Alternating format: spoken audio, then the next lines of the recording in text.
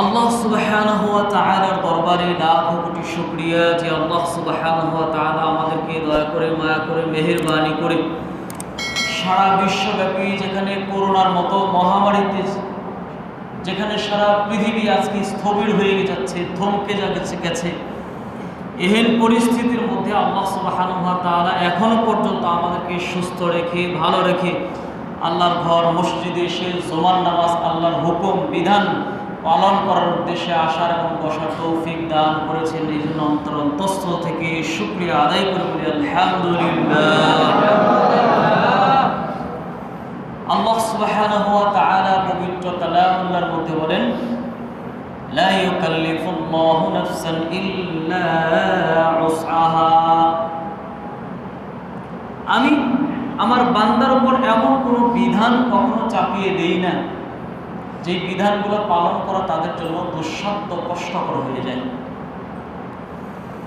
সম্মানিত মুসল্লিয়ান ইকরাম, আজকে দেখেন সারা পৃথিবীব্যাপী এই যে করোনার মহামারী, এখন আমাদের বাংলাদেশেই সেটা লক্ষ্য করা যাচ্ছে। ঠিক তো এই জন্য আজকে এই বিষয়ে কোরআন এবং সুন্নাহ থেকে দিক নির্দেশনামূলক কিছু কথা বলবো। সময় আমাদের খুব অল্প, সাবজেক্টটা অনেক লম্বা।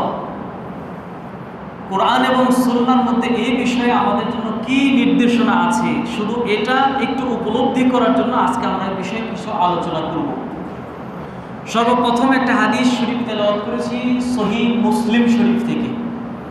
এই হাদিসের মধ্যে আল্লাহ রাসূল সাল্লাল্লাহু আলাইহি ওয়াসাল্লাম ইরশাদ করেন, আল মুমিনুল কবিয়্যু খায়রুন ওয়া আহাব্বু ইলাল্লাহি মিনাল মুমিনিদ দুঈফ।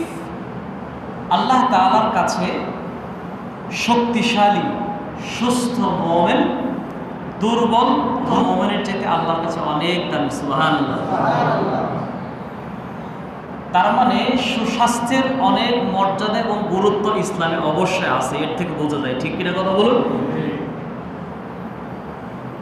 আরেকটা হাদিসের মধ্যে আল্লাহ রাসূল সাল্লাল্লাহু আলাইহি ওয়াসাল্লাম বলেন, নি'মাতান মাগবুনুন ফীহিমা কাসীরুম মিনান নাস। হাদিসটা সহিহ আল বুখারীর হাদিস। দুইটা নিয়ামত আমার বান্দাকে আমি দুনিয়াতে দান করেছি। অনেক নিয়ামতের পাশাপাশি যেই দুইটা নিয়ামতের ব্যাপারে আমার বান্দারা একেবারেই উদাসীন, তেমন খুব একটা গুরুত্ব দেয় না তারা। এই দুইটা নিয়ামত, এটা যে কত বড় দামি নিয়ামত, হারাই গেলে পরে চিৎকার করে, হারাই গেলে পরে আফসোস করে, তখন হাহুতাশ করে, কিন্তু সময় থাকতে এই দুইটা নিয়ামতের মূল্য তারা দেয় না। এক নম্বর হলো আস-সিহ্হা, সুস্থতা। দুই নম্বর হলো আল ফারাগ, অবসরতা। অর্থাৎ সুস্থতা যে কত বড় নিয়ামত, যে অসুস্থ হয়ে গেছে সেই বুঝে যে সুস্থতা যে কত বড় একটা নিয়ামত। হসপিটালের বেডে শুয়ে শুয়ে যে মৃত্যুর প্রহর গুনতেছে, মৃত্যু যন্ত্রণার সাথে যে প্রহর গুনতেছে, সেই বুঝে যে সুস্থতা কত বড় নিয়ামত। আহা, আরেকটা নিয়ামত হলো আল ফারাগ, অবসরতা। যখন আমার অবসর থাকি, যখন একটু ফ্রি থাকি, এই সময়টা হেলাই খেলাই নষ্ট করে দিই, কোন মূল্য আমরা দিই না। কিন্তু যখন এত ব্যস্ত হয়ে যায়, তখন সেই পুরনো দিনগুলোর কথা মিস করি। আহা, একটা সময় কত সময় ছিল, এখন এক দণ্ড সময় পাই না। কি যে ব্যস্ততা, কি যে ব্যস্ততা, কি যে ব্যস্ততা। অর্থাৎ এই অবসরতাকেও আমরা অনেকেই গুরুত্ব দিই না। ঠিক কিনা কথা বলুন। আল্লাহ রাসূল বলছেন, এই দুইটা নিয়ামত যেটা ছিনিয়ে নেওয়া হবে, সব সময় স্থির থাকবে না। আপনি আজীবন সুস্থ থাকবেন, আল্লাহ রাসূল বলছেন না, হবে না। এই সুস্থতার নিয়ামত তোমার কাছ থেকে ছিনিয়ে নেওয়া হবে। আজীবন অবসর থাকবেন, আল্লাহ রাসূল বলছেন না, এই সুযোগ তোমাকে দেওয়া হবে না। এই অবসরতা তোমার কাছ থেকে একসময় ছিনিয়ে নেওয়া হবে। কাজে এই দুইটা নিয়ামতকে কদর করো।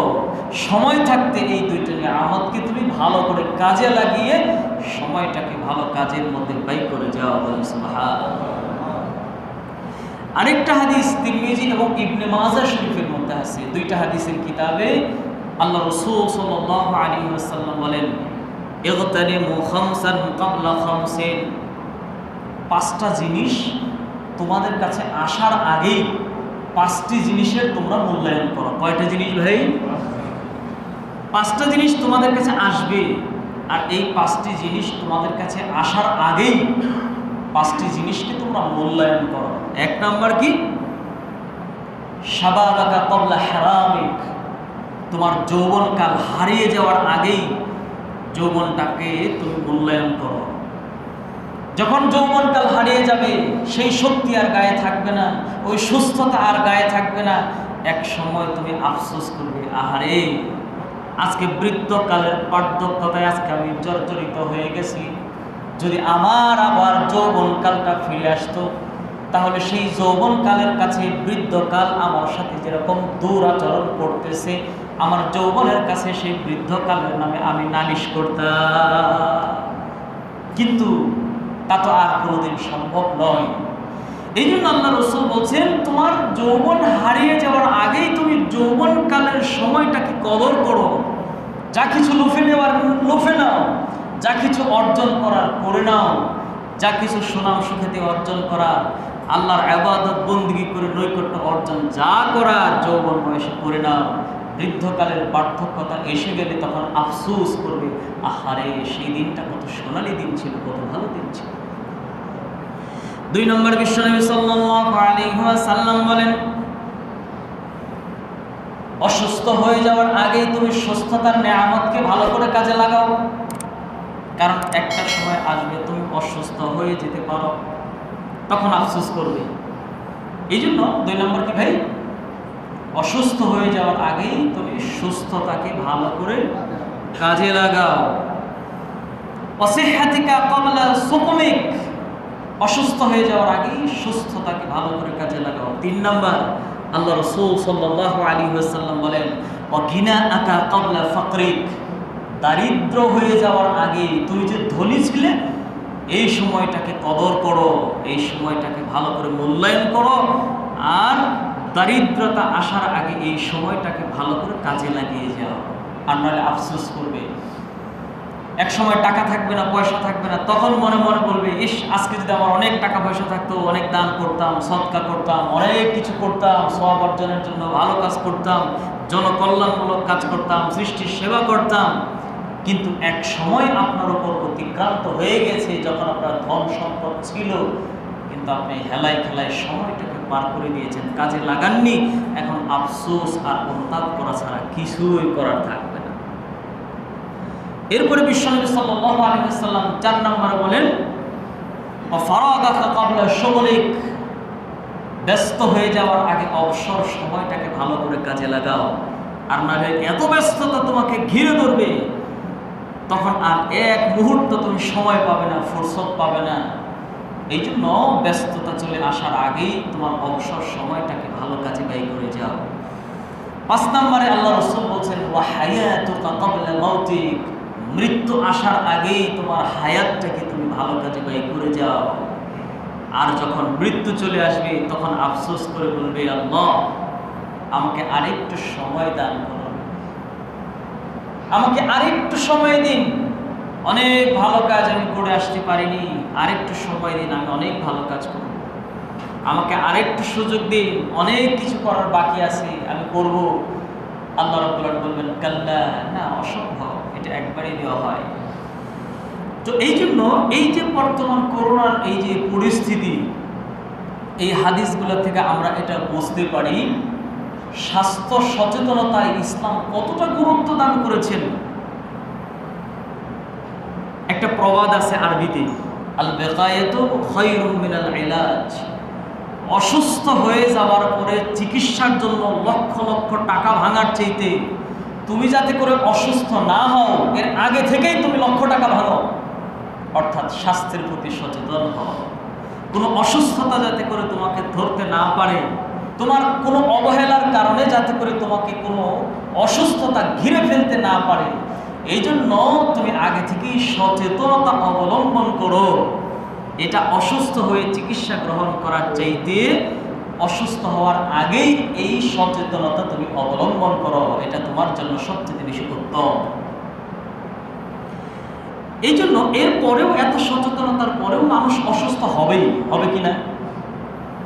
পৃথিবীর অনেক উন্নত টেকনোলজির যে সমস্ত দেশগুলো আছে দেখেন, সেখানে জলবায়ুর কোনো সমস্যা নেই, অক্সিজেন ভালো, জল ভালো, বায়ু ভালো, চিকিৎসা সেবা ভালো, এরপরেও মানুষ অসুস্থ হয়, এটা কখনো আল্লাহ প্রদত্ত গজব হয়, কখনো আল্লাহ প্রদত্ত পরীক্ষা হয়। যদি কোনো মুমিন অসুস্থ হয়, আল্লাহ রাসূল সাল্লাল্লাহু আলাইহি ওয়াসাল্লাম বলেন তুমি ধৈর্য ধারণ করো, আর এই অসুস্থতার কারণে যদি তুমি ধৈর্য ধারণ করো, তোমার পেছনের সমস্ত সগীরা গুনাহ আল্লাহ তাআলা মাফ করে দিয়ে তোমাকে নিষ্পাপ মাসুম বানিয়ে দিবেন। সুবহানাল্লাহ। আরেকটা কারণ হলো আল্লাহ তোমাকে পরীক্ষা করতে চান যে এই বিপদে পড়ে তুমি আল্লাহকে ভুলে যাও কিনা। আর যদি সেটা বেদিন বেঈমান কাফেরের জন্য হয়, আল্লাহ রাসূল বলেন সেটা কখনো তাদের উপর অভিশাপ হয়। সচেতনতা সত্ত্বেও যদি কেউ অসুস্থ হয়ে যায়, আল্লাহ রাসূল বলেন সর্বপ্রথম পরামর্শ সবর করো, আল্লাহর উপর ইয়াকিন রাখো, আর সুস্থতার জন্য দোয়া করো। 3 নাম্বার, সুস্থতার জন্য যথাসাধ্য চিকিৎসা গ্রহণ করতে থাকো। আমাদের সমাজে অনেক মানুষ আমরা এমন আছি, চিকিৎসা গ্রহণ করাটাকে অনেক সময় আমরা তাকওয়ার পরিপন্থী মনে করি, কিন্তু এটা তাকওয়া পরিপন্থী নয়, বরং এটা হলো স্বাভাবিকতা, এবং এটাও হলো আল্লাহ রাসূল সাল্লাল্লাহু আলাইহি ওয়াসাল্লামের একটা সুন্নাত। বিশ্বনবী সাল্লাল্লাহু আলাইহি ওয়াসাল্লাম হাদিসের মধ্যে বর্ণনা করেন, ইয়া আব্দুল্লাহ, হে আল্লাহর বান্দাগণ, তাদাওয়াও, যদি তোমরা অসুস্থ হয়ে পড়ো তাহলে চিকিৎসা গ্রহণ করো। ফাইন্নাল্লাহা লাম ইয়াদা দাআন ইল্লা ওয়াজআলাহু শিফা। আল্লাহ তাআলা পৃথিবীতে এমন কোনো রোগ দেন নাই যেই রোগের প্রতিষেধক নাই। এখন আমরা আবিষ্কার করতে পারি অনেক কিছু, সেটা আমাদের টেকনোলজির ব্যর্থতা, কিন্তু আল্লাহ রাসূল বলতেছেন, ইয়া আব্দুল্লাহ, হে আল্লাহর বান্দা, তাদাওয়াও, দাওয়া গ্রহণ করো, অসুস্থ হলে চিকিৎসা গ্রহণ করো। ফাইন্নাল্লাহা লাম ইয়াদা দাআন ইল্লা ওয়াজআলাহু শিফা। আল্লাহ এমন কোনো রোগ পৃথিবীতে সৃষ্টি করে নাই যেই রোগের প্রতিষেধক আল্লাহ পৃথিবীতে দেন নাই। এই হাদিসগুলো দ্বারা আমরা এটা বুঝতে পারি, কোনো কারণে যদি কোনো মহামারী দেখা দেয়, অসুস্থতা আসে, তাহলে সচেতনতা অবলম্বন করা এটা ইসলামেরই নির্দেশনা, এবং ওই রকম অভিজ্ঞ ব্যক্তির কাছ থেকে চিকিৎসা গ্রহণ করবা। বাদ বাকি অসুস্থতা দেওয়া এবং অসুস্থতা থেকে শেফা দেওয়ার মালিক একমাত্র আল্লাহ রাব্বুল আলামিন, সেটা প্রথম ইয়াকিন বিশ্বাস রাখতে হবে। আর দুনিয়ার নিজাম হিসাবে, সুন্নাত হিসাবে চিকিৎসা গ্রহণ করতে হবে, সচেতনতা অবলম্বন করতে হবে, এটা মুমিনের দায়িত্ব। আল্লাহ নবীর একজন সাহাবী আসছেন মসজিদ নববীতে, তা আসার পরে বলছেন, আল্লাহ রাসূল, মসজিদের বাহিরে আমার দামি একটা বাহন আছে, এই উটটাকে আমি মসজিদের বাহিরে ভালো করে বেঁধে তারপরে মসজিদে আসবো, না আল্লাহর উপর ভরসা করে, যেহেতু নামাজ পড়তে আসছি আল্লাহ হেফাজত করবে, আল্লাহর উপর ভরসা করে আমি সেটাকে ছেড়ে দিয়ে আসবো। অর্থাৎ তাওয়াক্কালতু আলাল্লাহ, আল্লাহর উপর ভরসা, এর মানে বুঝো নাই। এর মানে হলো তোমার যতটুকু দায়িত্ব তুমি করার পরে বাদ বাকিটা কি হবে না হবে সেটা আল্লাহ মালুম, আল্লাহ ভালো জানে, কিন্তু তোমার যতটুকু দায়িত্ব ততটুকু দায়িত্ব তোমাকে পালন করতে হবে। এরপরে যা হবে সেটার নাম হলো তাওয়াক্কালতু আলাল্লাহ। এই জন্য আল্লাহ রাসূল বলছেন, বাহনটাকে অর্থাৎ তোমার উটটাকে মসজিদের বাহিরে ভালো করে খুঁটির সাথে বাঁধবে, এরপরে তুমি মসজিদে আসবে, এরপরে সেটা থাকলো না থাকলো তোমার সাধ্য অনুযায়ী চেষ্টা করেছ, তারপরেরটা হলো বাদ বাকি তাওয়াক্কালতু আলাল্লাহ। তার মানে বোঝা যায়, যখন এলাকায় মহামারী হবে, যখন এলাকায় কোনো অসুস্থতা দেখা দিবে, তো তখন কি শুধু তাওয়াক্কালতু আলাল্লাহ, আল্লাহ ভরসা, আল্লাহ যা করার করবে, এটা করে বসে থাকলেই হবে না? যথাসাধ্য সচেতনতা অবলম্বন করতে হবে। কি করতে হবে ভাই? অবলম্বন করতে হবে না? ওয়া ইন্না লিআইনিকা আলাইকা হাক্কুন, তোমার চোখের উপর, তোমার উপর তোমার চোখের কিছু অধিকার আছে। ওয়া ইন্না লিজাসাদিকা আলাইকা হাক্কুন, এবং তোমার উপর তোমার দেহেরও কিছু পাওনা আছে, কিছু অধিকার আছে। এই দেহটা কিভাবে ভালো থাকবে, সুস্থ থাকবে, এই দেহটা কিভাবে ভালো থাকবে, এটার জন্য তোমাকে যথাসাধ্য সচেতনতা অবলম্বন করতে হবে। 3 নম্বর আল্লাহ রাসূল বলছেন, ওয়া ইন্না লিজাওজাতিকা আলাইকা হাক্কুন, এবং তোমার উপর তোমার স্ত্রীরও কিছু হক আছে, তাকে কিছু সময় তোমাকে দিতে হবে। 4 নম্বর আল্লাহ রাসূল বলছেন, ওয়া ইন্না লিযায়ফিকা আলাইকা হাক্কুন, তোমার উপর তোমার মেহমানেরও কিছু হক আছে। 5 নম্বর আল্লাহ রাসূল বলছেন, ওয়া ইন্না লিসাদীকিকা আলাইকা হাক্কুন, তোমার উপর তোমার বন্ধু বান্ধবেরও কিছু হক আছে। এই জন্য এই সমস্ত হাদিস থেকে আমরা বুঝতে পারি যে ইসলামের স্বাস্থ্য সচেতনতায় কতটা গুরুত্ব দিয়েছেন। আরেকটা হাদিসের মধ্যে আল্লাহ রাসূল সাল্লাল্লাহু আলাইহি ওয়াসাল্লাম ইরশাদ করেন, তিরমিজি শরীফের হাদিস, আল্লাহ রাসূল বলেন, মান আসবাহা মিনকুম মুআফান ফি জাসাদিহি আমিনান ফি শিরবিহি ইনদাহু কুতু ইয়াউমিহি ফাকান্নামা হিজাত লাহু দুনিয়া। সুবহানাল্লাহ। শারীরিক সুস্থতার নিয়ামত আল্লাহ যাকে দান করেছেন এবং আল্লাহ তাআলা আমার পরিবার পরিজনকে নিরাপত্তা দান করেছেন, অর্থাৎ আমার পরিবার নিরাপদ এবং আমার ঘরে খাবারের মতো পরিমাণ খাদ্য আছে, আল্লাহ রাসূল বলছেন ফাকান্নামা হিজাত লাহু দুনিয়া, কেমন যেন সে সারা দুনিয়ার সমস্ত সুখ অর্জন করে নিল। সুবহানাল্লাহ। অর্থাৎ এই তিনটা জিনিস, এটা যে কত বড় নিয়ামত, না থাকলে সে বোঝে পেটে খাবার নাই, সে বোঝে কষ্টটা কি পরিমাণ। যারা অসুস্থ হয়ে পড়েছে তারা বোঝে যে যন্ত্রণাটা কি পরিমাণ হচ্ছে। এই জন্য আল্লাহ রাসূল বলছেন, এই নিয়ামতগুলো আল্লাহ যাকে দান করেছে সারা দুনিয়ার রাজত্ব আল্লাহ তাকে দান করে দিয়েছেন। সুবহানাল্লাহ। এই জন্য খুব বেশি বেশি আল্লাহর নিয়ামতের শুকরিয়া আদায় করা দরকার। আল্লাহর নবীর সাহাবী হযরত সাদ রাদিয়াল্লাহু তাআলা আনহু, এটা আবু দাউদ শরীফের একটা হাদিস। হযরত সাদ রাদিয়াল্লাহু তাআলা আনহু বলেন, একবার আমি খুব অসুস্থ হয়ে পড়লাম, এত অসুস্থ একেবারে বিছানায় পড়ে গেলাম। আল্লাহ রাসূল সাল্লাল্লাহু আলাইহি ওয়াসাল্লাম যখন খবর শুনলেন, বিশ্বনবী আমাকে দেখতে আসলেন। আর আমাকে দেখতে এসে বিশ্বনবী আমার বুকের উপর হাত রাখলেন, বলছেন, তোমার হার্টের সমস্যা, কাজেতেই তুমি বনু সাকিব গোত্রে একজন বড় ডাক্তার আছে, হারিস ইবনে কালদা, এই একজন মদিনার মধ্যে অনেক বড় একজন বড় ডাক্তার, কাজেই তোমার যেহেতু যে হার্টের সমস্যা আছে তুমি তার কাছে যাও এবং চিকিৎসা গ্রহণ করো, আল্লাহ চাহে তো আল্লাহ তোমাকে সুস্থতা দান করে দিবেন। সুবহানাল্লাহ। এই জন্য অসুস্থ হলে চিকিৎসা গ্রহণ করা, স্বাস্থ্য সচেতনতার জন্য যা কিছু করা, এটা প্রয়োজন আছে না নাই? কথা বলুন। যদি এই জন্য আপনি টাকা পয়সা খরচ করেন, যদি এই জন্য আপনি স্বাস্থ্য সচেতনতার জন্য কিভাবে আপনার রোগ প্রতিরোধ ক্ষমতা বৃদ্ধি পাবে শরীরে এবং কি কি স্বাস্থ্য সচেতনতা অবলম্বন করলে আপনি ভালো থাকবেন, সুস্থ থাকবেন, এই জন্য আপনার যত শ্রম, যত কদম ফেলবেন, সব কিছু আল্লাহর রাহে আল্লাহ ইবাদত হিসেবে কবুল করে নেবেন। সুবহানাল্লাহ। ইসলাম প্রত্যেক যুগে আধুনিক এবং ইসলাম এত সুন্দর, ইসলামের মতো সুন্দর জীবন ব্যবস্থা পৃথিবীতে আর অন্য কোনো জীবন ব্যবস্থা নাই।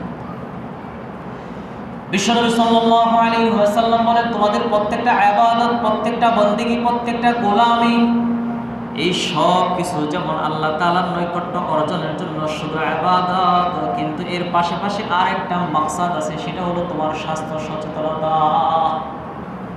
এই যে ইবাদত বন্দেগীগুলো আমরা করি, এই সব কিছু শুধু ইবাদত তাই না, ইবাদতের পাশাপাশি এই সব কিছু হলো আল্লাহর বান্দা কিভাবে সুস্থ থাকবে, কিভাবে সে ভালো থাকবে, কিভাবে সে স্বাস্থ্যবান থাকবে, কিভাবে সে শক্তিশালী থাকবে, এর পেছনে একটা সায়েন্টিফিক বিজ্ঞানসম্মত একটা, প্রত্যেকটা সুন্নাহ এবং ফরজের পেছনে একটা ব্যাখ্যা আছে। সুবহানাল্লাহ।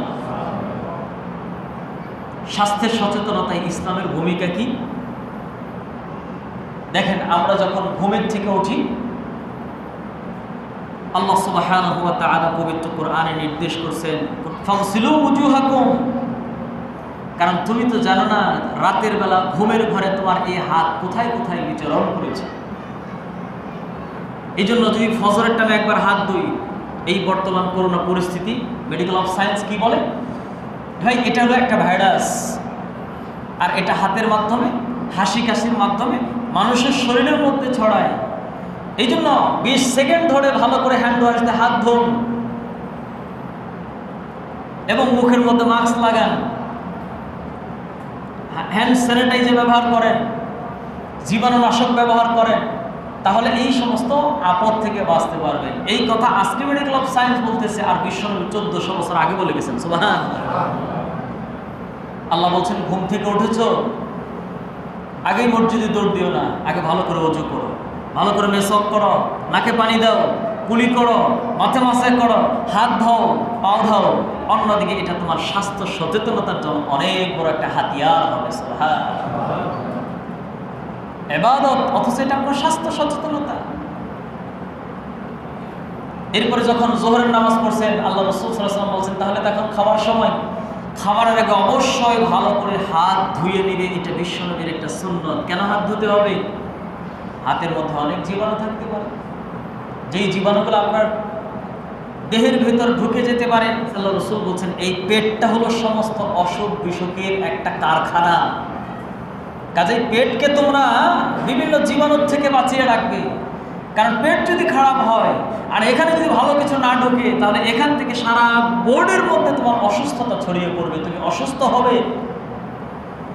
এই জন্য এখন এই যে আমাদের অনেকের ডায়াবেটিস, ডাক্তার কি বলে, সকালবেলা পাতলা 2টা রুটি খাবেন, দুপুরে চায়ের কাপের 1 কাপ ভাত খাবেন, আর রাতের বেলা কিছু না খান, আর যদি খেতেই হয় তাহলে আবার ওই যে পাতলা 2টা রুটি খান। বলে না ভাই?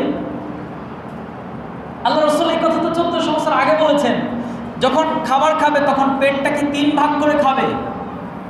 1 ভাগ তুমি খাবার খাবে, আরেক ভাগ পানির জন্য ভরবে, আরেক ভাগ তুমি খালি রেখে খাবে। তাহলে অনেক অসুখ বিসুখ থেকে তুমি বাঁচতে পারবে এবং আল্লাহ তাআলা তোমাকে সুস্থতার মতো দামি নিয়ামত দান করে দিবেন। সুবহানাল্লাহ।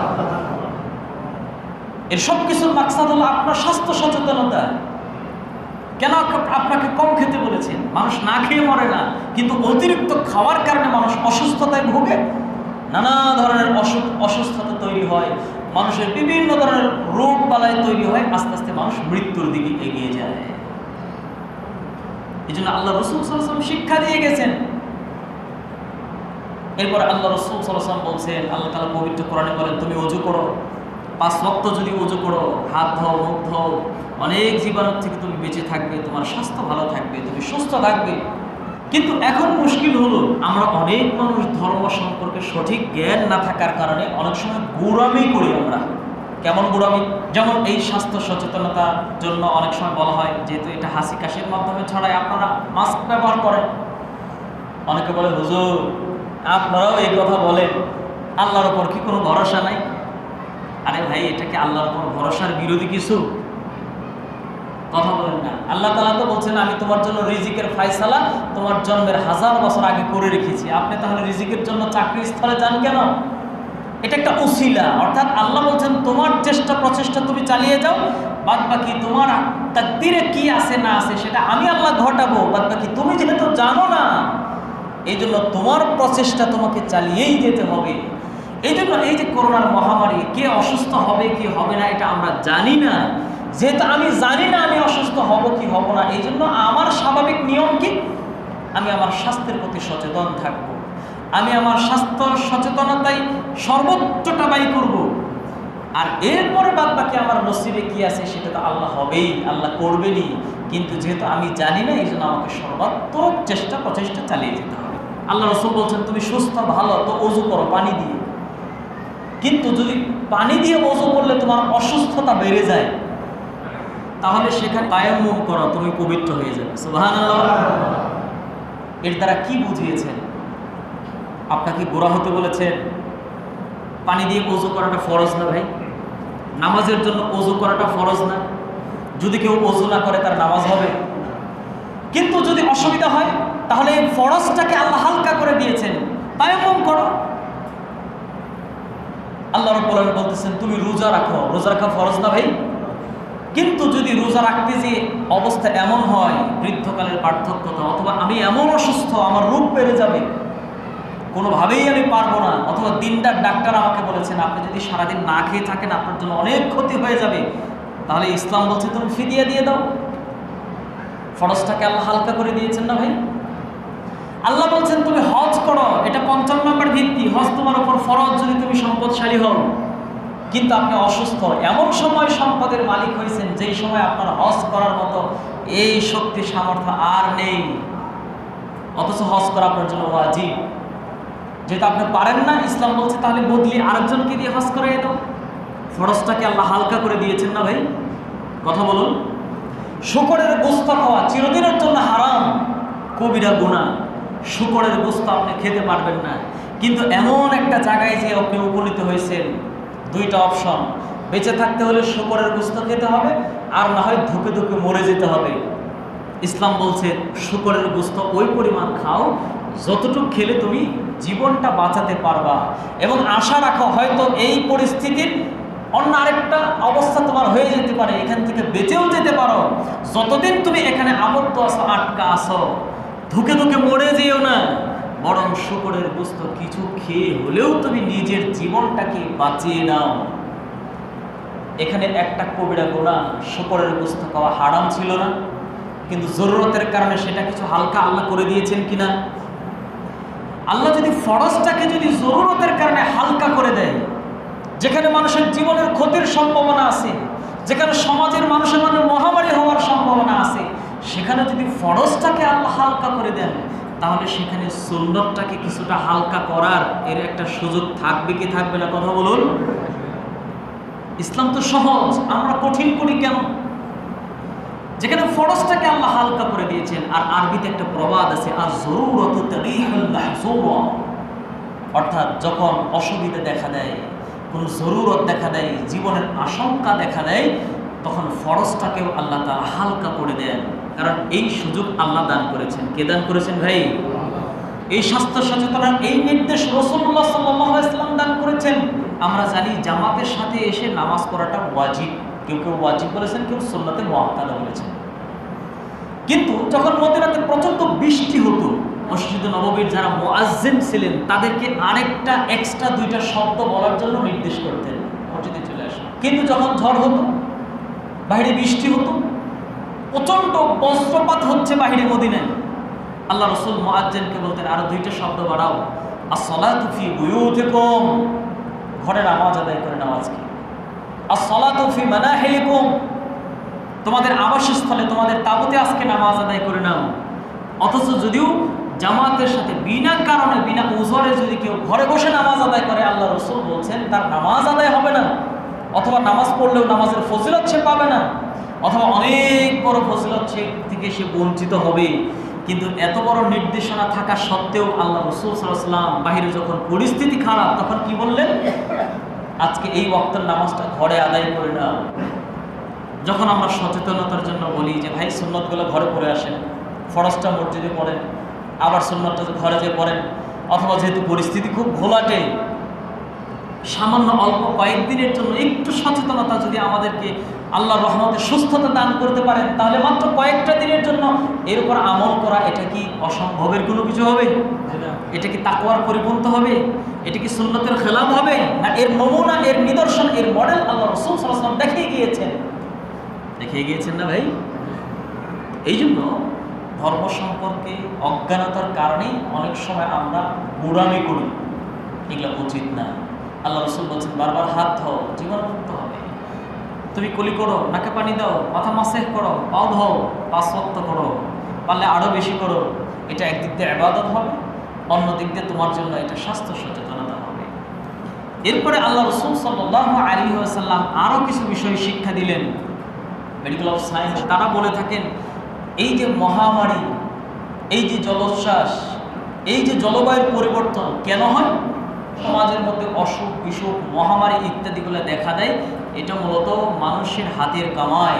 সমাজে যখন অশ্লীলতা, বেহায়াপনা, পাপ, পঙ্কিলতা যখন বেড়ে যায়, তখন আল্লাহ প্রদত্ত মহামারী দিয়ে, জলোচ্ছ্বাস দিয়ে, ভূমিকম্প দিয়ে আল্লাহ রাব্বুল আলামিন তাদেরকে শায়েস্তা করেন এবং তাদেরকে এই অপরাধ থেকে ফেরানোর জন্য আল্লাহ চেষ্টা করেন। এটা হলো 1 নম্বর বক্তব্য। আর 2 নম্বর হলো আল্লাহ রাব্বুল আলামিন তার কুদরতের কারিশমা দেখান। কারণ দুনিয়ার মানুষের মাঝে যখন অহংকার বেড়ে যায়, দাম্ভিকতা বেড়ে যায়, আমার অনেক ক্ষমতা, আমার কাছে অর্থনৈতিক টেকনোলজি আছে, এই জন্য যখন মানুষ খুব অহংকার করে, তখন আল্লাহ ছোট্ট ছোট্ট কোনো জীবাণু দিয়ে আল্লাহ কখনো কখনো মানুষকে শায়েস্তা করিয়ে দেখান, ক্ষমতা তোমার নয়, ক্ষমতা আমি আল্লাহ রাব্বুল আলামিনের। ঠিক কিনা কথা বলো? নমরুদ খুব ক্ষমতা দেখাইছে, আনা রাব্বুকুমুল আ'লা, ফিরআউন বলল আমি তো বড় খোদা, নমরুদ বলল আমি তো রব। আল্লাহ একটা ল্যাংড়া মশা দিয়ে সাইজ করে দেখিয়ে দিলেন, ক্ষমতা তোমার নয়, ক্ষমতা আমার। সারা বিশ্ব এত ক্ষমতা, ছোট্ট জীবাণু যেটা খালি চোখে দেখা যায় না, সেটার সামনে পরাস্ত হয়ে গেছে। আল্লাহ বলছেন আমার আরো বড় বড় বাহিনী আছে, ছোট্ট যেটা দেখা যায় না সেটার সাথেই কাজ হয়ে গেছে, এত ক্ষমতা দেখাও। 3 নাম্বার, এই সমস্ত অসুখ বিসুখ মহামারী যে জন্য হয় সেটা হলো জল এবং বায়ুর পরিবর্তনের কারণে মানুষের এই অসুখ বিসুখগুলো দেখা দেয়। মেডিকেল অফ সায়েন্স বলতেছে মানুষের যে অসুস্থতা হয় এর 75% জলের মাধ্যমে, পানিবাহিত রোগের মাধ্যমে, পানিবাহিত রোগ এগুলা। অর্থাৎ আপনি যে খাবারটা খাচ্ছেন সেটা দূষিত, যে ফল ফ্রুট খাচ্ছেন তার মধ্যে ভাইরাস আছে, অথবা হাতটা আপনার ভালো ধোয়া নাই তার মাধ্যমে অসুস্থ হচ্ছেন, আর বাকি 25% হলো বাতাসের মাধ্যমে বিভিন্ন রোগ জীবাণুগুলো ছড়ায়, সেখান থেকে আপনি অসুস্থ হচ্ছেন। এই জন্য মানুষ যদি এই মহামারী দূর করতে চায়, মানুষ যদি সুস্থ সমাজ গঠন করতে চায়, রাষ্ট্র গঠন করতে চায়, 1 নাম্বার অপরাধের জন্য আল্লাহর কাছে তওবা করতে হবে। আল্লাহ আমাদের ভুলের কারণে এগুলো হচ্ছে, আমাদেরকে ক্ষমা করে দিন।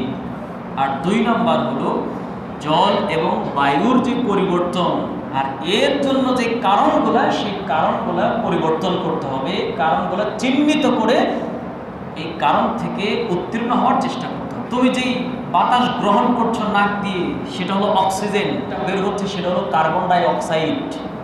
যেটা নিচ্ছ সেটা ফ্রেশ, যেটা ছাড়তেছো সেটা বিষাক্ত।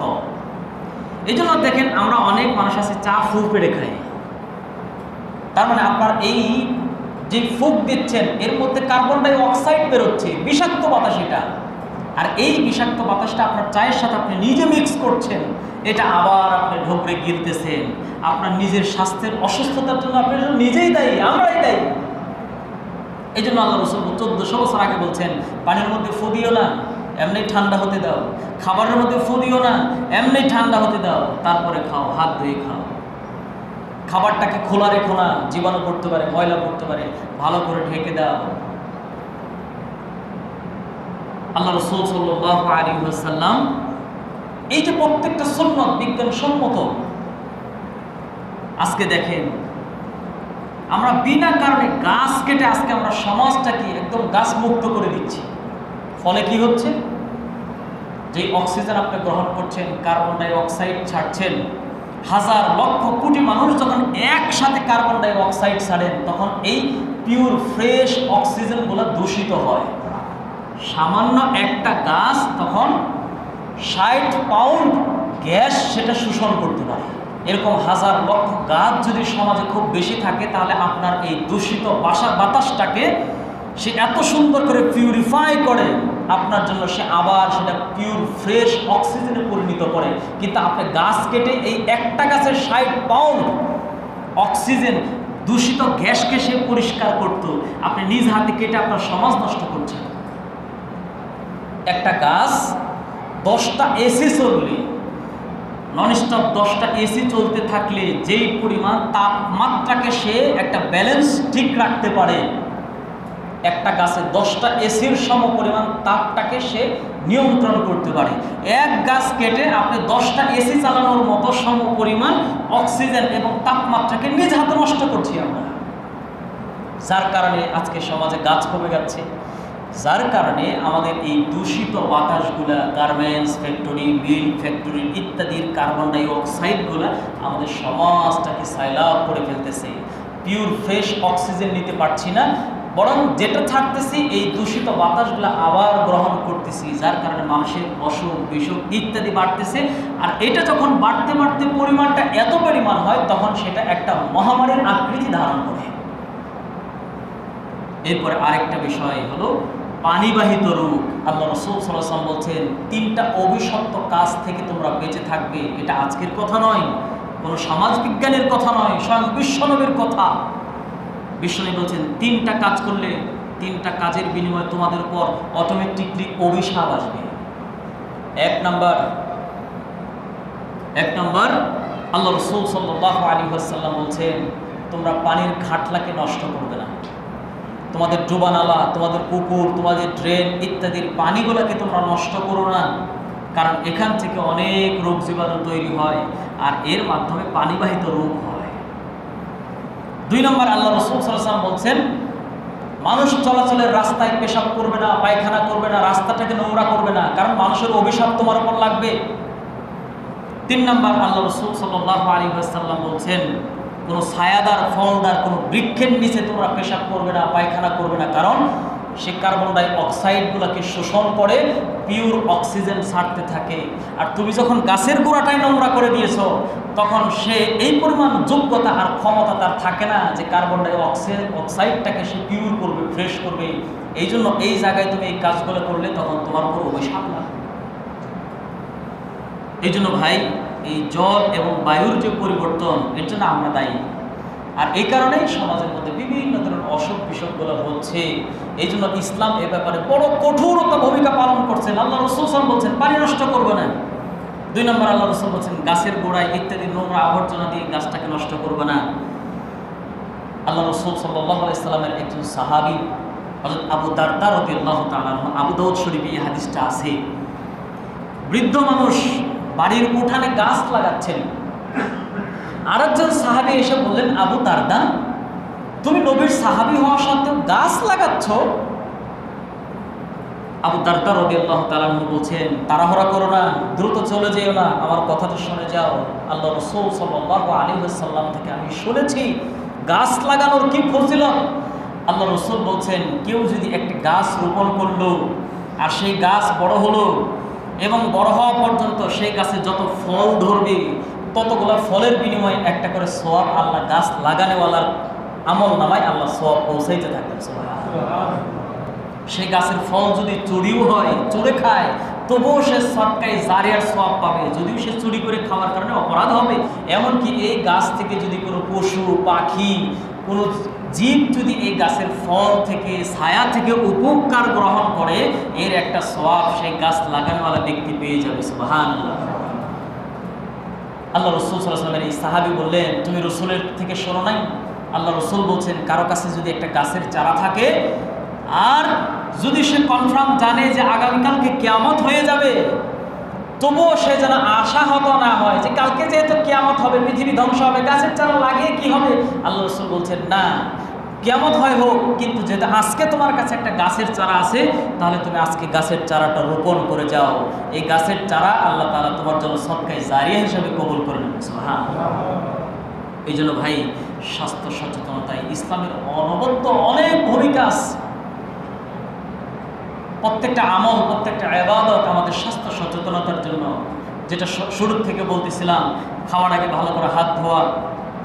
এরপর আল্লাহ রাসূল বলছেন, তোমার যদি হাসি আসে, কাশি আসে, তাহলে কোনোভাবেই হা করে মানুষের সামনে যে তুমি হাই ছাড়বে না, কাশি দিবে না, হাঁচি দিবে না। অবশ্যই ভালো করে যত সাধ্য অনুযায়ী তোমার হাত দিয়ে এবং যেভাবে হোক কাপড় দিয়ে তুমি মুখটাকে বন্ধ করবে। কারণ মেডিকেল অফ সায়েন্স বলতেছে, আপনার এই হাসির সাথে হাজার হাজার রোগ জীবাণু আপনার ভিতর থেকে বের হয়ে যায়, যেটা অন্যের নাকে মুখে ঢুকলে তারও এই রোগটা হতে পারে। আল্লাহ রাসূল সাল্লাল্লাহু আলাইহি ওয়াসাল্লাম শিক্ষা দিয়েছেন। এমনকি বলছেন, যদি নামাজরত অবস্থায় তোমার হাই আসে, নামাজের মধ্যে হাত ছেড়ে দিবে এবং হাত ছেড়ে দিয়ে যত সাধ্য হাইটাকে বন্ধ করার চেষ্টা করবে, এবং যদি নাও পারো তাহলে ভালো করে মুখটাকে চেপে ধরবে। কারণ যখন তুমি হা করে হাই দাও, তখন তোমার মুখের ভিতর শয়তান ঢোকে এবং এর মাধ্যমে তোমার প্রতি অলসতা এবং শয়তানের দখলদারিত্ব হয়ে যায়, আর এর মাধ্যমে অনেক রোগ জীবাণু তোমার থেকে ছড়ায়। এই জন্য সম্মানিত ভাইরা, আল্লাহ তাআলা আমাদেরকে প্রত্যেকটা সুন্নাত বুঝে আমল করা এবং এহেন পরিস্থিতি যেই নীতিমালাগুলো, যেই নির্দেশনাগুলো দেওয়া হয়েছে, বিশেষ করে বারবার হাত ধোবো, স্বাস্থ্য সচেতনতা অবলম্বন করব, শারীরিক দূরত্ব বজায় রেখে চলবো। আল্লাহ তাআলা আমাদেরকে বোঝার আমল করার তৌফিক দান করেন। আমিন।